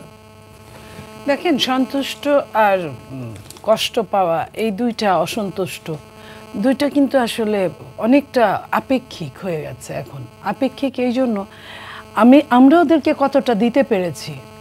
যারা তরুণরা আসছে, সত্যি কথা আমি একটা প্রমাণ দিই। আমি কোনো একটা টক শোতে গিয়েছি 2 দিন তার সাথে, এবং তাকে বাংলাদেশের এখন অনেকেই চেনে, তরুণদের একজন নারী। সে 2টা টক শো করার পরে লিফটের কাছে যেয়ে আমাকে চুপ করে বলতেছে, আপা আপনার নামটা যেন কি। এটা কিন্তু ওর দোষ না। আমি ওই দিন আমি মাইন্ড করছি, পরে আমি চিন্তা করে দেখছি আসলে ওরা তো আমাদের যুগের সাথে তাল মিলিয়ে, ওরা যখন ওদের ঘরে দেখছে যে অসামঞ্জস্য অনেক কিছু, ওর বাবা ভিকটিম, ওর মা ভিকটিম, ওর পরিবার ভিকটিম, ওর বাসায় খাবার নাই, ওর বাসা জিনিসটা আরেকজন কেড়ে নিয়ে গেছে, ওরা কিন্তু রাজনীতি করে নাই। ওদের কাছে এটা আমি আশা করতে পারি না, কেন আমার এত বছর আমি টকশো করি আমাকে সে চিনল না। তো ওরা আসছে, এটাই তো আমাদের জন্য অনেক কিছু। তারপর ওদের রক্ষণাবেক্ষণটা এটা আমাদের ধরে রাখার উচিত ছিল, আমরা পারি নাই। পাশাপাশি এটাও বলতে চাই, পরিবেশটা ওরকম ছিল না। আর ওরা যে ঘরগুলা থেকে আসছে, বাংলাদেশেরই ঘর, সেই ঘরগুলায় সুখ দুঃখ, হাসি কান্না, চুরি বাটপারি, ভালো মানুষই সব কিছু আছে। তো তার মাইন্ডসেটের মধ্যে যেটা ছোটবেলা থেকে বলে না, যে সাইকোলজি বলে যে একটা সন্তান যখন জন্ম নেয় সাদা পাতার মতো হয়, তারপরে ওই পাতাটায় যে ছাপটা পড়বে ও ওইভাবেই মানুষ হবে। তো রক্তের চেয়ে এখানে পরিবেশটা তাকে আমরা কতটা দিতে পেরেছি। একটা চোরের সন্তানের কাছ থেকে আমি যদি একদম ফেরেস্তার মতো আশা করি, তাহলে এটা মিরাকেল হতে পারে, নইলে নর্মাল হতে পারে না। তো আমরা তাদেরকে কতটা পরিবেশ দিতে পারি নাই। আজ থেকে 1.25 বছর আগে, 1.5 বছর আগে ফ্যাসিস্টকে যে কারণগুলোর জন্য, ফ্যাসিস্ট কিন্তু শুধু মার্ডার করার জন্য চলে যেতে হয় নাই, শুধু নির্বাচন না দেওয়ার জন্য চলে যেতে হয় নাই, অনেকগুলো দোষের সমাহারকে একসাথে করে তাকে যেতে হয়েছে। সেই দোষগুলো কি এখন হচ্ছে না? মব কি এখন হচ্ছে না? আপনার চুরি কি এখন হচ্ছে না? ডাকাতি কি এখন হচ্ছে না? ঘুষ কি এখন হচ্ছে না? বরং প্রত্যেকটা রন্ধে রন্ধে এর রেশিও বেড়ে গেছে। আগে যেখানে আওয়ামী লীগের সময় 15.5 বছরের একটা সিস্টেম ছিল, মাইনাসের সিস্টেম আছে। আপনার 2 নাম্বার সিনেমাতে আমরা দেখেছি না, 2 নাম্বার লোক যখন বলে ব্রিফ কেসটা চেঞ্জ হবে, ঠিক 3টা 1 মিনিটে, 1 মিনিটের জায়গায় 3টা 2 মিনিটে গেলে আপনাকে ওই ব্রিফ কেসটা দিবে না। তার মানে ওইখানে কিন্তু কাজটা 2 নাম্বার, কিন্তু ঘটনাগুলো কিন্তু সব 1 নাম্বার। তো ওই বাংলাদেশের অবস্থাটাও এরকম হয়েছে। আপনার কোনো পরিবেশ, কোনো সিস্টেমে চেঞ্জ হয়নি, বরং আরও বেড়েছে, এখানে উল্টা হয়েছে। আপনার কি করেছে, যেখানে 3000 টাকা একটা সময় চাঁদাবাজি হতো, সেখানে ওইটা 3000 টাকার জায়গায় 5000 হয়ে গেছে। এই যে 5000টা হলো, যে চাঁদাটা দিচ্ছে তার জন্য কিন্তু 2000 টাকা সিরিয়াস খারাপ অবস্থায় তার গেল। সে চিন্তা করলো, আরে আমি কি চেঞ্জ চাইছিলাম, এটা কি চেঞ্জ? আমি কোনো দল হিসেবে বলছি না, একদম গয়রহ বলছি। এবং এইখানে ওই ছেলে মেয়েগুলা, আপনারা যারা, আমরা যাদেরকে বলছি, ওরা দেখতে দেখতে ওরাও তো ওই বললাম না যে একে হলো পরিবেশ, পরিবার, তারপরে এখনও কোনো চেঞ্জ নাই। চেঞ্জটা কি ওরা খালি করছে? একটা শ্রেণীবদ্ধ খারাপ মানুষগুলোও তো করছে। আপনি কালকের মার্ডারটা হলো, আপনি মার্ডারটা যারা করলো ওপেন জনসমক্ষে, আপনার গুলি করলো কতগুলা, তার 18টা স্পট পাওয়া গেছে। তার মানে গুলি 18টা বা আরও কম বেশি হতে পারে, আমি জানি না। তো এই যে গুলি করে চলে গেল মুখের মধ্যে মাস্ক লাগায়, হেলমেট পরে, হ্যাঁ, তো এটার পিছনে নিশ্চয়ই অনেকগুলা গল্প আছে, অনেকগুলো কাহিনী আছে। তো এই কাহিনীগুলো, গল্পগুলোকে যতক্ষণ পর্যন্ত আপনি পোস্টমর্টম না করতে পারবেন, ওই ব্যক্তির পোস্টমর্টম করে গুলির রেজাল্টটাই আপনি পাবেন, ওটা স্নাইপার ছিল না সোডা গুলি ছিল, আপনি ওইটা পাবেন। কিন্তু আপনার কিন্তু পোস্টমর্টম করার দরকার হলো, কেন এই ঘটনাটা ঘটলো। এই যে মানসিক পোস্টমর্টম তদন্ত, বাংলাদেশের অতীতেও তদন্তের রিপোর্ট তদন্তই থেকে গেছে, এখনও তদন্তের রিপোর্ট তদন্তই থেকে গেছে। বর্তমানে আমি এই সরকারকে কখনোই ওরকমভাবে থ্যাঙ্কস জানাই না। একটা জিনিসে আমি থ্যাঙ্কস জানালাম, 397 দিন। 397 দিনে যে একটা রায় হয়েছে, একটা রায় যে হইতে পারছে, এটার জন্য আপনি বলতে পারেন যে হ্যাঁ, একটা জিনিস যারা আজ থেকে 2 দিন পরে মারা যাবে, বা ওই ছেলেটাই কালকে যে মারা গেল, সে কিন্তু 7টার পরে মারা গেছে, 7টার আগে সে ওইটা দেখে মারা গেল। সবাইকে আমাদের চলে যেতে হবে, স্বাভাবিকভাবে বা অস্বাভাবিকভাবে। এই যে চলে গেল, এই যে এই 397 দিনে রায়টা হয়েছে দেখে সে এটা জেনে মারা গেল। কারণ সে কিন্তু সাফারার, সে 21টা মামলার আসামি, জেল খাটছে অনেকবার, অত্যাচারিত হয়েছে অনেকবার। তো তাতে কি হয়েছে, এখনো তো সে অত্যাচারিতর চরম পর্যায়ে তাকে চলে যেতে হলো, এর উপরে তো আর কোনো অত্যাচারিত হতে পারে না। এবং তারপরে কেন যেতে হলো, এই পোস্টমর্টমটা যতদিন পর্যন্ত না করতে পারবেন ততদিন পর্যন্ত কে ছোট কে বড় চুরি করলো, কে ছোট চুরি করলো। আমার কথা হলো যে গয়সরা একটা কথা বলতো, ঘুষ এক ফুটাও হারাম, পেট ভরে খাইলেও হারাম। চুরি যদি করতে হয় বড়টা করলো ক্ষতি কি? আপনি 1 টাকা চুরে চুর, বড় চুরেও চুর, তাহলে বড়টা করলো ক্ষতি কি? ধন্যবাদ আপনাকে। বরং বড় চোরের সঙ্গে মানুষ আত্মীয়তা করে। আপনি কোনো রুটি চোরের সঙ্গে কেউ মেয়ে বিয়ে দিবে না, কিন্তু আপনি দেখেন একটা সচিব যখন চুরি করে কারি টাকা, তার সচিবের ছেলেটার কাছে মেয়েটার কাছে বিয়ে দেওয়ার জন্য আর বিয়ে করানোর জন্য লাইন দিয়ে মানুষ দাঁড়ায় থাকে। জি, ধন্যবাদ আপনাকে।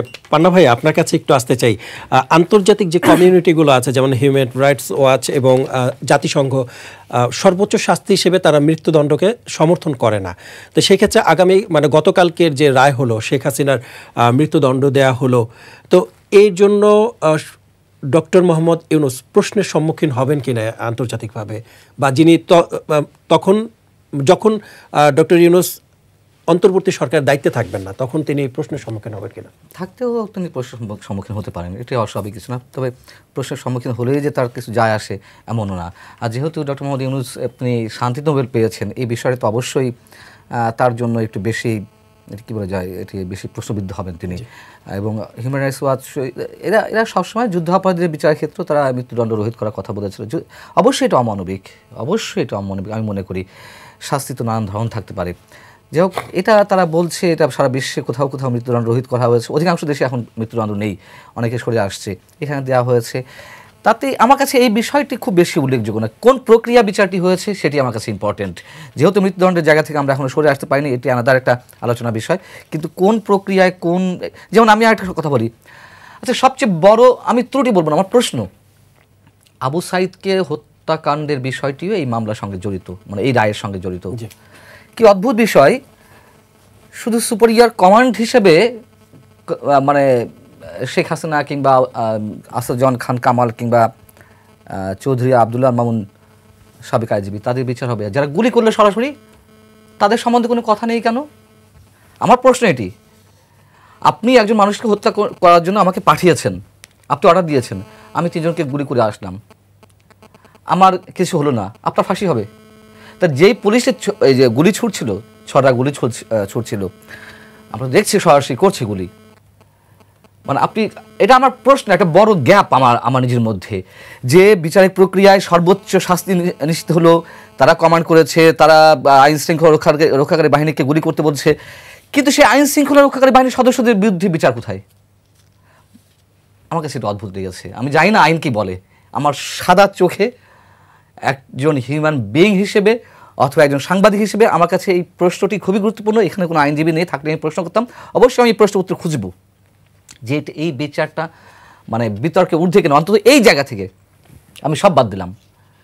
সেই পুলিশদের কথা কোথায় এই রায়ে আছে? কোথাও আমি জানি না। আছে আপা? তাহলে এটা কি বলবেন আপনি? জি, ধন্যবাদ আপনাকে। জনাব সামান্তা শারমিন, একটু আসতে চাই। পান্না ভাই যেটা বলছিলেন যে যারা নির্দেশে গুলি করছিলেন পুলিশ সদস্যরা, তাদেরকে যিনি নির্দেশ দিয়েছিলেন পুলিশের সাবেক আইজিপি, তার 5 বছরের কারাদণ্ড দেওয়া হয়েছে। আপনারা কি সন্তুষ্ট তার 5 বছরের কারাদণ্ড দেওয়াতে? না, আমার কাছে মনে হয় যে এটা যথাযথ হয় নাই। কারণ তার রাজবন্দী হিসেবে এটা কিন্তু একটা বড় রাজসাক্ষী হিসেবে সে অনেক বড় একটা হেল্প করেছে, মানে এটা সহযোগিতা আর কি, কোঅপারেট করেছে ল ইনফরমেন্সের সাথে। কিন্তু এখন আমার কাছে মনে হয় যে এটা যেহেতু সে কমপ্লাই করছে, সে একটা দায়িত্বশীল পদে ছিল, এটা একটা উদাহরণ হওয়া প্রয়োজন। রাজসাক্ষী হলেই মানে এটা এক ধরনের হয় না যে আপনি যেই পাওয়ারে আছে তার সাথে কমপ্লাই করা আর কি, এটা এক ধরনের দালাল চরিত্র আর কি। সো সেক্ষেত্রে এটা উদাহরণ হিসেবে 5 বছর এটা কোনো উদাহরণ না। এটা আমার কাছে মনে হয় যে অ্যাটলিস্ট এটা মানে ডাবল অথবা 3 গুণ এটা হলে মনে হয় এটা একটা অ্যাপ্রোপ্রিয়েট অ্যামাউন্ট হতো, যেখানে অন্য জায়গা, এটা আমার কাছে এটা আমার দলের অবস্থান বা আমার ব্যক্তিগত অবস্থানের জায়গা থেকে দেখতে হবে। কিন্তু যদি আইনের জায়গা থেকে দেখতে হয় তাহলে রাজসাক্ষীদের ক্ষেত্রে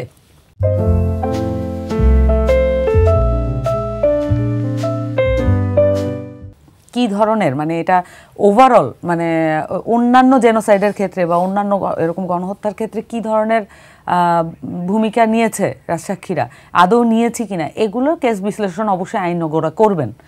আমার কাছে মনে হয় যে যেহেতু উনি আইজিপি ছিলেন, উনি চাইলে এটাকে নালিফাই করতে পারতেন। যেটার পয়েন্টটা আসতেছে বারবার যে গুলি কেন করলো পুলিশ সদস্য। আমরা যদি মনে করি যে আমাদের যারা এখানে চাকরি করে কারো কোনো স্বাধীনতা আছে, ব্যক্তিক নৈতিকতাকে বিসর্জন না দিয়ে কেউ চাকরি করছে, আমরা ভুল করছি। বাংলাদেশে কর্পোরেট সেক্টর বলেন, বিশেষত গভর্নমেন্ট সেক্টরে একটা ব্যক্তিও নাই যে তার নৈতিক মানে যত জায়গা আছে এগুলো বিসর্জন না দিয়ে চাকরি করে, কেউ নাই। যদি আপনি এই জায়গাটা চান তাহলে আপনি অন্যরকম রিফর্মে, আপনি আসলে রিফর্মের কথাও বলতেছেন না, you are talking about revolution. মানে দুইটা একসাথে চলে না, আপনাকে আগে ডিসাইড করতে হবে আপনি কি চান, রিফর্ম না রেভলিউশন। তাহলে যদি রিফর্ম বলেন তাহলে এর মধ্যে থেকে আপনি কিছু জিনিস রিফর্ম করবেন যতটুকু আপনার পক্ষে এই মুহূর্তে করা সম্ভব। রাজনৈতিক দলগুলো তো একটা আরেকটাকে সাহায্য করতেছে না রিফর্ম করার জন্য, করতেছে মানে বিগ চাঙ্ক অফ রিফর্মের জন্য তো আসলে খুব বেশি ঐক্যমত আসতেছে না। রিফর্মে বাধা দিচ্ছেন কারা? রাজনৈতিক দলগুলোর বাধা আছে, পুরনো এস্টাবলিশমেন্টের বাধা আছে। এইখানে ধরেন এই যে মানে আওয়ামী লীগকে প্রাসঙ্গিক রাখা, এটা অনেকগুলো দলের জন্য অনেক বেশি জরুরি। যে ধরেন বিএনপি খুবই সম্ভাবনাময় একটা দল ছিল, তার জন্মের ইতিহাস, মানুষ যেভাবে আসলে চেয়েছে, সব কিছু মিলে বিএনপি কিংস পার্টি হওয়া সত্ত্বেও তার কিন্তু একটা জনমুখী একটা গণমানুষের একটা দল হিসেবে তার একটা প্রতিষ্ঠা লাভ হয়েছে। কিন্তু একটা পর্যায়ে গিয়ে কিন্তু তার ওই যে অ্যান্টি আওয়ামী লীগ এই সেন্টিমেন্টটাই একমাত্র বিএনপি করার একমাত্র কারণ হয়ে দাঁড়িয়েছে। এটার কারণে কিন্তু বিএনপি অ্যাজ এ দল ক্ষতিগ্রস্ত হয়েছে। তাহলে তখন এই যে মানে আওয়ামী লীগের মানে অ্যান্টি আওয়ামী লীগ ক্যারেক্টার মানে কি, তখন আওয়ামী লীগকে প্রয়োজন হয়। তখন হচ্ছে ধরেন এই যে আমি নাম বলবো না, বিএনপির একজন নেতার সাথে আমি ছিলাম একটা টকশোতে, তখন উনি বলতেছেন আওয়ামী লীগ সম্পর্কে খুব বেশি কিছু বলা যাবে না কারণ এলাকায় সমস্যা হয়। ভোট ব্যাংক, এখন যেহেতু নির্বাচনের সময় ভোট ব্যাংকের একটা ইস্যু আছে, ওদিকে জামাতের নেতারা ঘরে ঘরে বাড়ি বাড়ি গিয়ে বলতেছেন যে সম্পদের রক্ষণাবেক্ষণ করবেন, তারা মামলা দেবেন না, বিচার হবে না, কোনো সমস্যা নাই। ওদিকে ধরেন বাবু সাহেব বলতেছেন যে আপনারা খালি পাসটা করেন, রিটেনটা পাস করেন, ভাইবা পর্যন্ত দেন, বাকিটা দেখতেছি। এই পরিস্থিতিগুলো তো আছে। আমরা যেদিকে বলতেছি যে একটা বাছাই কমিটির মাধ্যমে আপনি পিএসসি চেয়ারম্যান নিয়োগ করবেন, এটাকে ফেয়ার করেন, ওইটাতে বিএনপির নোট অফ ডিসেন্ট আছে। এবং একই সাথে আবার বাবু সাহেব যখন বলেন যে এটা আপনারা শুধু রিটেন পর্যন্ত ভাইবা পর্যন্ত বাকিটা দেখবো, এটা কি আপনার কাছে কানেকশন মনে হচ্ছে না? তার মানে রাজনৈতিক দলগুলোর, এটা আমি বলি কি এটা একক রাজনৈতিক দলের বিষয় না, জনগণকেও এটার সাপোর্টে আসতে হবে। যেমন হচ্ছে মানে যদি এমন হয়, যদি আমার পিছনে 20,000 মানুষ না থাকলে আমাকে নেতা মনে না হয়, আমাকে পাওয়ারফুল মনে না হয়, আর যদি আমি আমার ভোটটা দেওয়ার জন্য আমি যোগ্যতা অর্জন করতে না পারি, আমার কথা এবং আমার কমিটমেন্ট এটা যদি যথেষ্ট না হয়, আমার পিছনে কত লোক আছে এবং আমার ফোনে কতজন বড় কর্মকর্তা আমার ফোন ধরে, এটা যদি গুরুত্বপূর্ণ হয়, তাহলে আসলে আপনি এখানে বেসিক রিফর্মটা করতে পারবেন না। রাজনৈতিক দলগুলো টিকিয়ে থাকা, আমি আর একটা মিনিট সময় দেব। যদি রাজনৈতিক দলগুলোর অভ্যন্তরীণ রিফর্মটা যদি গুরুত্বপূর্ণ হয়, এটা একটা বিষয়। আর একটা হচ্ছে আমাদের সিভিল সোসাইটি যেটা আছে, নানা রকমের পেশাজীবী আছে, এই পেশাজীবীরা অনেক সময় দেখা যায় যে রাজনৈতিক দলগুলোর সাথে নিজেদের অ্যালাইন রাখতে চায় এবং এইটার কারণে মানে তার যে পেশাগত যে আনবায়াসনেস, এটা সবসময় প্রশ্নবিদ্ধ থাকে। ধন্যবাদ আপনাকে। তো এইটার কারণে নানান এই মানে এইখানে আমি বলতেছি যে বিগ চাঙ্ক অফ রিফর্ম ছাড়া অথবা আপনি টোটাল উৎখাত ছাড়া পুরনো ব্যবস্থা, এইটা আপনি আসলে আপনি বলতেছেন মানে পুরো উৎখাত, কিন্তু আবার বলতেছেন না এটা রিফর্মের মধ্যে আটকাইতে হবে, এইটা এইভাবে হয় না, এটা একটা গ্রামাটিক্যাল মিস্টেক হয়ে যাচ্ছে। ধন্যবাদ আপনাকে। জনাব নীলুফার চৌধুরী মনি, আপনি কিছু বলবেন কিনা? জনাব সামান্তা শারমিন তো অনেক কিছু বললেন যে আওয়ামী লীগকে কিছু বলা যাবে না, এলাকায় সমস্যা হয়, মানে আওয়ামী লীগের ভোটের জন্য কি মানে আওয়ামী লীগের ভোট আপনারাও চাচ্ছেন কিন্তু বলতে পারছেন না, বিষয়টা কি এরকম? এটা আসলে দুঃখজনক এই জন্য যে এটা সিস্টেমটাই সিস্টেম লস বলেন। বাংলাদেশ হলো সিস্টেম লসের দেশ। আগে মনে করতাম যে একটা সরকার সিস্টেম লসে ফেলে রেখেছে, এখন তা না। এটার যদি আপনার মাইন্ডসেট চেঞ্জ না করেন, এই যে ভোটের রাজনীতির এইখানে আপনার কোনো আইন নাই, কোনো আইন কোনো কাজ করে না। এবং এইখানে যখন আপনি আরও অতীতে যদি আমি ফিরে যাই, পান্না ভাই সাংবাদিক আছেন, উনি এটা নিশ্চয়ই আরও ক্লিয়ার জানেন। জামাতকে যখন ইলিগ্যাল ঘোষণা করলো নির্বাহী আদেশে আওয়ামী লীগ, তখনও কিন্তু আওয়ামী লীগ জামাতের ভোটটাকে টানার জন্য, জামাত যেন সম্পূর্ণ বিএনপির সঙ্গে না যায় সম্পূর্ণ বিএনপির সাথে না থাকে অনেক জারপন্যায় চেষ্টা করতো। এবং আপনি পাবনা, ভেড়ামারা, কুষ্টিয়া এই জায়গাগুলো ওপেন জামাত জয়েন করলো আওয়ামী লীগে, আবার তারা ভেতরে ভিতরে আওয়ামী লীগের হয়ে কাজ করতো। এখন যখন ঘুরে আসছে, এখন আওয়ামী লীগ নাই, আপনি দেখেন জামাত সারা বাংলাদেশে একটা মামলা করে নাই। জামাত কি টর্চার হয় নাই সাড়ে 15 বছরে? একটা মামলা করে নাই তারা। মামলায় তারা বরং আওয়ামী লীগের বাড়ি বাড়ি গিয়ে বলেছে না, করছেও যে আমি আপনাদের নিরাপত্তা দিব। জামাতের তো পয়সার অভাব নাই, তাদের বাড়িঘরের অভাব নাই, জায়গার অভাব নাই। তারা আপনার হাসপাতাল বলেন, তাদের বাড়িঘর বলেন, এইখানে বিভিন্ন জায়গায় আওয়ামী লীগকে শেল্টার দিয়ে তারা রেখেছে।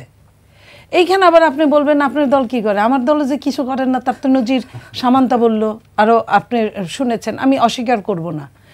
তো যখন দেখে এখানে ভোট নিয়ে কারাকারি, ভোটের, এবং এই যে ছোট্ট দলগুলা, যেটা দল হইল মাত্র এই যে শাপলার যে কলিরাও কিন্তু এটা শিখে গেছে। এই শিখে যাওয়ার জন্য ওদের যে দোষ দিব তাও কিন্তু দোষ দিব না, কারণ ওরা ওদের বড়দের তাই দেখছে টিকে থাকার জন্য। আপনি দেখেন সার্জির যখন এলাকায় যায়, শত হাজার হুন্ডা মহড়া নিয়ে যায়, গাড়ির মহড়া নিয়ে যায়, 100-150।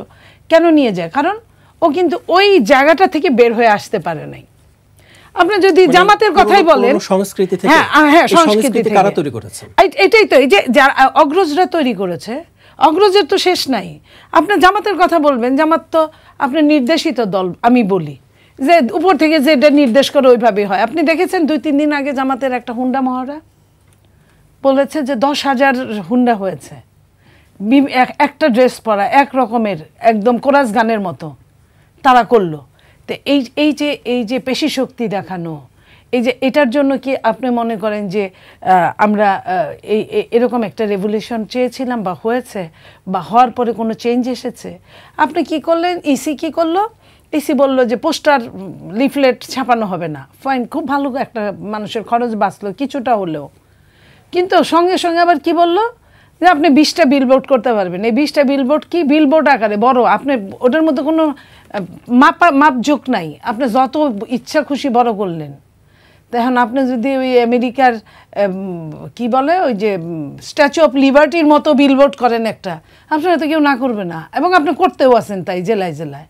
তো এই যে আপনি যে একদিকে পকেট কমায় আরেক দিকে পকেট বাড়ায় দিলেন পকেট মারদের জন্য, খালি একটু জায়গাটা চেঞ্জ হলো। তা আপনি এইখানে কিভাবে বলবেন কে করছে? এখানে প্রত্যেকেই প্রত্যেকের মতো করে করছে, এখানে প্রতিযোগিতা হচ্ছে। যে কথাটা আমি বললেও খারাপ শোনা যায় একজন সাবেক এমপি হিসেবে। আমার চেয়ে বড় বড় মাপের নেতারা যখন বলে তখন আমি কিছুই না। তো এই জায়গাগুলো আপনি যদি বেসিক চেঞ্জ না করেন, আপনি হাতে আবার ওই একই কথা বললাম, বেসিকটার আপনি পোস্টমর্টেম করেন, তাহলে আপনি কিছু পাইতে পারেন। এই নর্মাল এইসব করে সারাদিন করে প্রত্যেকেই কেউ পারে না, উনি পান না তাই খান না। তো উনি সুযোগের অভাবে সতী হয়ে আছেন। তো সুযোগ দিয়ে আপনি দেখেন কয়জন সৎ থাকে। আপনার এনসিপির একটা যে কোনো ছেলে বা মেয়ে ফোন করলেই ডিসিএসপি দাঁড়ায় যায় স্ট্যান্ড বাই। তো ওগুলো কি দোষ? আমি ওদের বিপক্ষে কথা বলছি, এখনও বলি, কিন্তু আমি যখন দেখলাম, আমার নাম ক্যাডার, আমি বিভিন্নভাবে পরীক্ষা দিয়ে প্রত্যেকটা দপ্তরে প্রত্যেকটা টেবিলের ফাইল ওয়ার্ক করে কিন্তু আমি এই পর্যন্ত আসছি। তা আমার তো একটা বাচ্চা ছেলে মেয়ের কথায় কিন্তু আমার সততা যদি আমার মধ্যে থাকে, আমার তো ভয় পাওয়ার কথা না। তাহলে আমি ভয় পাই কেন? আমি তার কাজটা করে দিই কেন অন্যায়ভাবে? দোষটা কার? খালি কি ওই ছেলেটার বা মেয়েটার? ও তো ওর হিরোইজম দেখতে চায়। আমি যখন বিশ্ববিদ্যালয়ে পড়ছি তখনকার কথা বা আপনাদের কথা বা পান্না ভাইয়ের কথাই বলি, ওর কথা বাদ দিলাম কারণ ও মাত্রই বাইর হয়ে আসে কিছুদিন আগে। আমরা যখন বিশ্ববিদ্যালয়ে পড়ছি তখন আমাদের হিরোইজমটা যেমন ছিল এখন তা তেমন নাই। ওটা কিন্তু ওইটা পড়তির দিকে থাকে, ওই একটা বয়সেরও দোষ থাকে। তো ওদেরও বয়সও কম, ওরা সুযোগ পাচ্ছে, ফ্যাসিলিটিস পাচ্ছে, তাহলে ওদের দোষ দিব কেন? এই সুযোগ কারা দিচ্ছেন? মানে সরকারের পক্ষ থেকে দেয়া হচ্ছে? আপনার সরকার তো দিচ্ছেন, সরকার তো প্রতিযোগিতা করেই খাচ্ছে, সরকার ঠিক আছেন এবং নিজেরা। এটা আমি বললাম না আবহমান কাল থেকে, এটা কিন্তু উত্তরাধিকার সূত্রে অনেকেই পাইছে। তো উত্তরাধিকার সূত্রে বন্ধ করবেন কেমনে? আপনি দুই রকম সংস্কার বানান। আপনি ক্ষমতায় গেলে আপনার জন্য একরকম সংস্কার, আপনি ক্ষমতার বাইরে থাকলে আপনার জন্য একরকম সংস্কার, তার মানে কি তাহলে এটা কি কোনোদিন চেঞ্জ হবে? ধন্যবাদ আপনাকে। জনাব পান্না ভাই, আপনার কাছে আসার আগে একটু সামন্তা শারমিন আপনার কাছে আসতে চাই যে নীলুফার চৌধুরী মনি আপা বললেন যে আপনাদের কলে এখনো ডিসিএসপি দাঁড়িয়ে যায়, হিরোইজম দেখাতে চাচ্ছেন, মানে এই বক্তব্যের জবাবে আপনি কি প্রতিক্রিয়া? এটা তো ওদের দোষ না, আমি এটাও বলেছি। জি। কেন দাঁড়িয়ে যাবে? তাহলে কেন কেন দাঁড়িয়ে যাচ্ছে? আপনাদের তো দোষ নয়। আচ্ছা, এটা বিষয়টা হচ্ছে যে ডিসি কি, ডিসি হচ্ছে একটা প্রশাসনিক পদ। ওসি, ডিসি, ইউএনও এগুলো হচ্ছে প্রশাসনিক পদ। এটা হচ্ছে আপনার স্থানীয় সরকারকে শক্তিশালী করার জন্য ডিসি সর্বোচ্চ পদ। জি। এখন বাংলাদেশের নাগরিকরা যখন একটা ডিসির কাছে যায় তখন তার উচিত যে তাদেরকে সাদরে সম্ভাষণ করা এবং তার যে প্রয়োজন এবং তার যে চাহিদা সেটা যদি পূরণযোগ্য হয় তাহলে সেটা পূরণ করার চেষ্টা করা। এবং ডিসি আসলে কোনো ব্যক্তি বিশেষের জন্য স্পেশাল ট্রিটমেন্ট রাখতে পারে না, সকল নাগরিকের জন্য তার সমান সুবিধা এবং অ্যাক্সেস থাকতে হবে।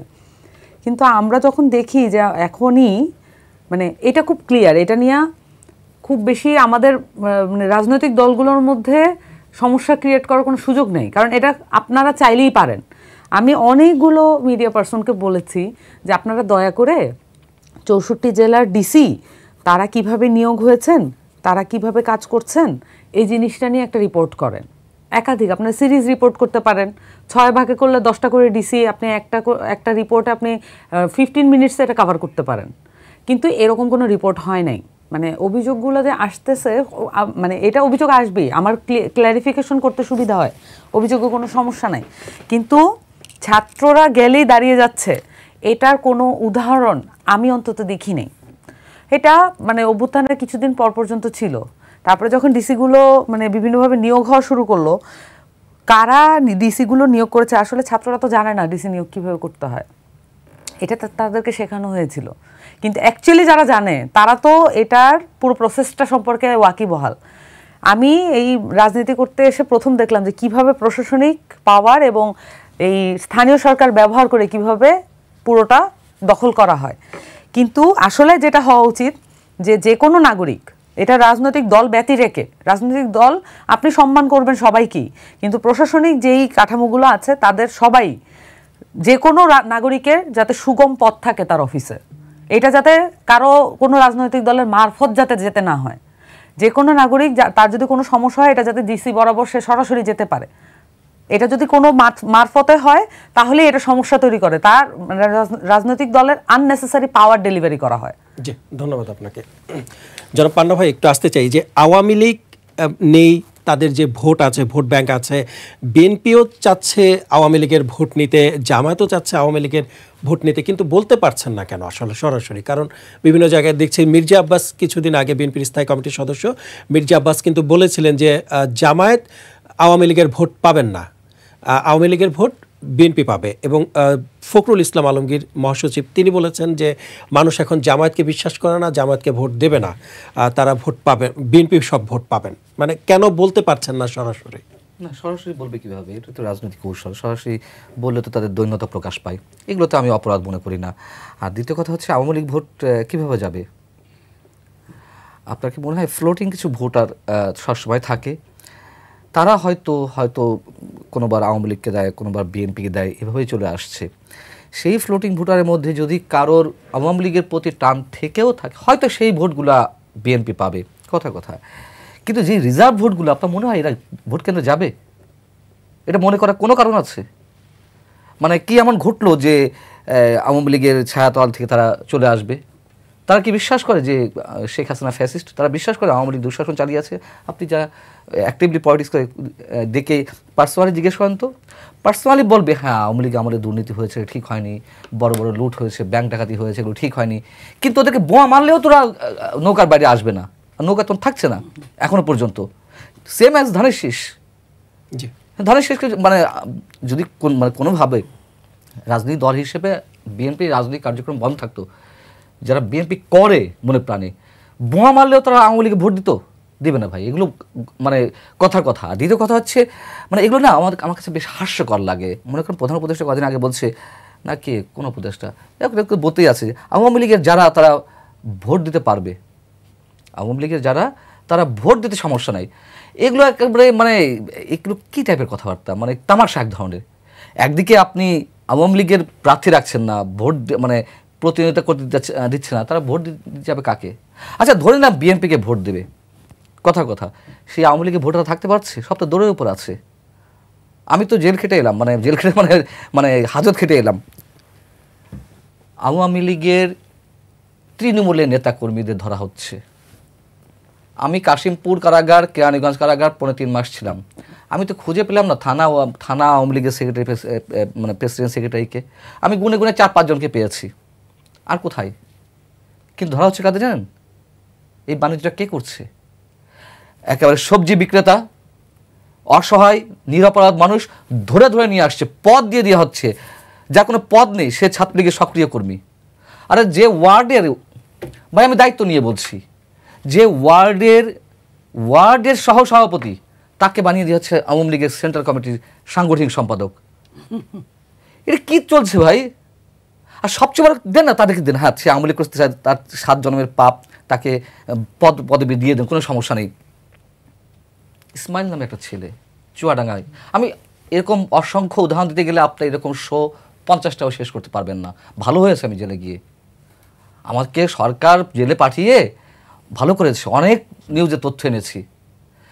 চুয়াডাঙ্গায়, আপনার সময় থাকলে আমি 1 মিনিট শেষ করছি, 1 মিনিট শেষ করছি। চুয়াডাঙ্গায় দামোদর পাইলট উচ্চ বিদ্যালয়, আমি নাম ঠিকানা দিয়ে বলছি, সেই স্কুলের এসএসসি পরীক্ষার্থী, যার পরীক্ষা সম্ভবত জানুয়ারি বা ফেব্রুয়ারিতে, সে এসেছে চাচার ট্রিটমেন্টের জন্য। জীবনে প্রথমবারের মতো ঢাকা শহরে এসছে। ফার্মগেটে 24 সেপ্টেম্বর আওয়ামী লীগের মিছিল ছিল। ওই দিন তারা এসছে ফার্মগেটে একটা রেস্টুরেন্ট বসে খাচ্ছে, চাচা বিল দিচ্ছে পিছন থেকে, তার খাওয়া এখনো শেষ হয়নি, পুলিশ টেনে নিয়ে চলে গেছে। তাকে বয়স দেখানো হলো কত, তার আইডি কার্ড শো করেছে, স্কুলের কার্ড, তার বয়স 17 বছর, মামলায় দেখিয়ে দেওয়া হয়েছে 19 বছর। হ্যাঁ, ছাত্রলীগের মিছিলে এসছে, আমার সাথে কথা বলছে। আমি তো এখন তার কথা বলতে গেলে আবেগপ্রবণ হয়ে যাব। সে কথা বলছে আর কথা মাঝখানে বলছে, কাকু আমি পরীক্ষা দিতে পারবো তো, কাকু আমি পরীক্ষা দিতে পারবো তো। এই প্রশ্নের উত্তর কি দেবেন আপনি? জি, ধন্যবাদ আপনাকে। আমাদের অনুষ্ঠানের একেবারে শেষ পর্যায়ে চলে এসেছে। আপনাদেরকে অসংখ্য ধন্যবাদ মূল্যবান সময় দেওয়ার জন্য। দর্শক, আপনারা দেখছিলেন আমাদের নিয়মিত অনুষ্ঠান কালের সংলাপ। আজ এ পর্যন্তই। ভালো থাকুক দেশ, ভালো থাকুক দেশের মানুষ, এ প্রত্যাশায় আল্লাহ হাফেজ।